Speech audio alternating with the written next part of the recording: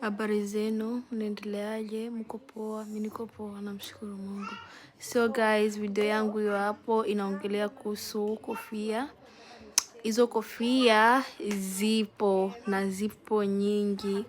Kuna kampuni ambayo inaitwa Jitu.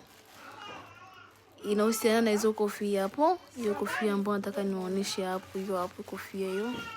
Ni kofia nzuri sana na ni original hiyo hapo ambayo nimeonyesha. Ni kofia nzuri sana guys. Hiyo hapo. Nataka nijipime muone. Hiyo hapo.